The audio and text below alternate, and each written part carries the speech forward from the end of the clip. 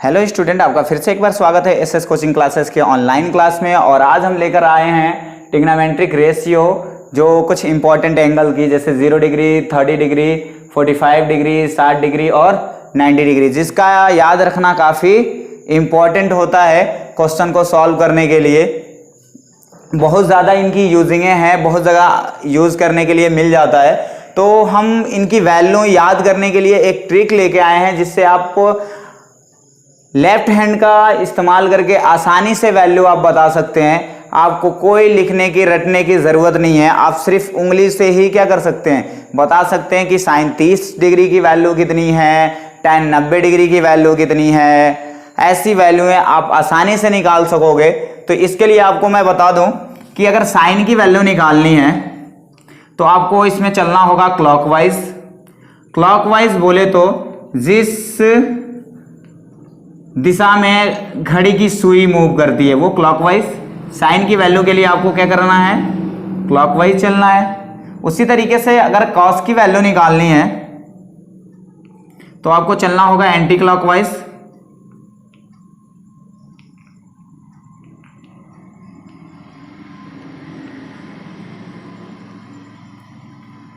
ऐसे कॉस के लिए। और आपको पता है कि tan की वैल्यू निकालनी होती है, जैसे tan थीटा की, तो हो जाता है sine theta upon cos theta.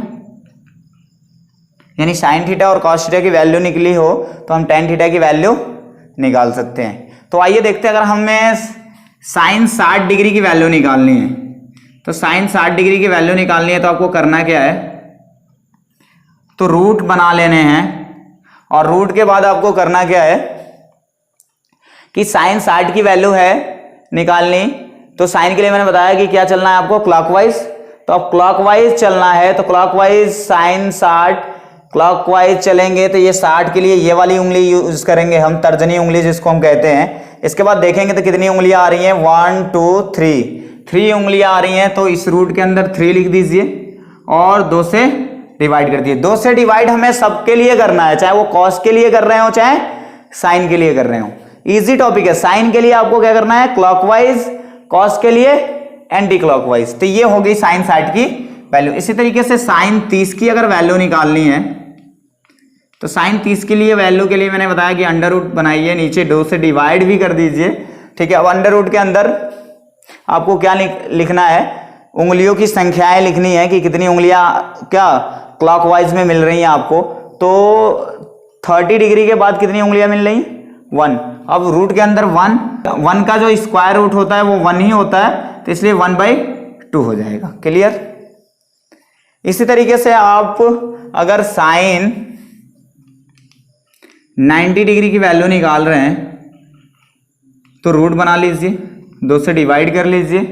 अब रूट, अब उसके बाद 90 डिग्री के लिए उंगली गिनिए क्लॉकवाइज की तरफ, 1 2 3 4। कितनी उंगलियां, 4 का स्क्वायर रूट 2/2 क्या मिल जाएगा आपको, कैंसिल आउट हो जाएगा, मिल जाएगा आपका 1।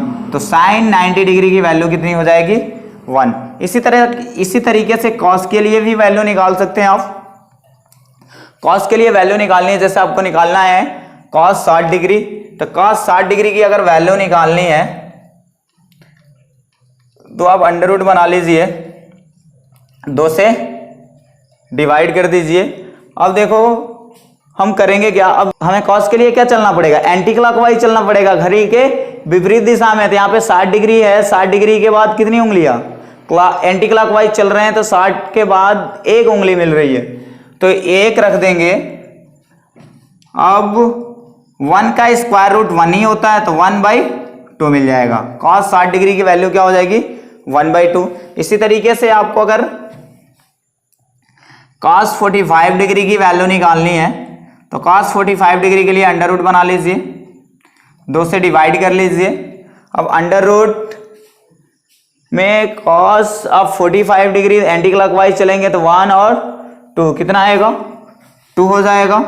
अब आपको यहाँ पे क्या करना है, अंडर रूट 2, और यहाँ पे 2 को हम लिख सकते हैं under root 2 into under root 2।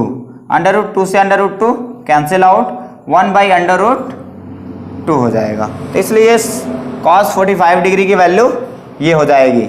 इसी तरीके से अगर जब आपको tan की वैल्यू निकालनी है तो आप क्या करोगे,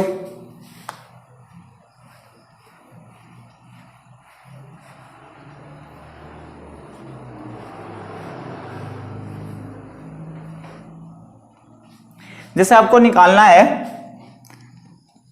tan 45 डिग्री की वैल्यू। अब tan 45 डिग्री की वैल्यू निकालने के लिए मैंने बताया कि ऊपर साइन की, नीचे cos की वैल्यू। तो साइन की वैल्यू आप कैसे निकाल रहे थे, क्लॉकवाइज। cos की वैल्यू कैसे निकाल रहे थे, एंटी क्लॉकवाइज। अब tan 45 डिग्री, तो साइन की वैल्यू देखिए 45 डिग्री के बाद 1 और 2, तो √2 हो जाएगा। डिवाइड में cos की वैल्यू, cos के लिए निकालेंगे तो क्या आएगा, एंटी क्लॉकवाइज देखिए तो 1 और 2, तो इसका भी √2 हो जाएगा। क्या मिल जाएगा आपका 1। इसी तरीके से अगर tan 90 डिग्री की वैल्यू निकालें तो tan 90 डिग्री की वैल्यू, जब tan 90 डिग्री की वैल्यू निकालेंगे तो tan 90 डिग्री की तरफ देखिए, साइन के लिए निकालेंगे पहले तो 1 2 3 4 √4 हो जाएगा। क्लियर। लेकिन जब cos के लिए निकालेंगे 90 डिग्री तो इसके एंटी क्लॉकवाइज की तरफ कोई उंगली नहीं है एंटी क्लॉकवाइज चल रहे हैं यानी इधर चले तो कोई उंगली नहीं है यानी 0, तो 0 लिख देंगे। और जब भी हम वैल्यू निकाल रहे हैं तो 0 आ गया डिनोमिनेटर के अंदर, तो हम इसको क्या लिखेंगे, नॉट डिफाइन। ये डिफाइन नहीं है, जिसको हम ऐसा लिख देते हैं, हिंदी में कहते हैं अपरिभाषित। अपरिभाषित यानी परिभाषित ही नहीं है ये। क्लियर।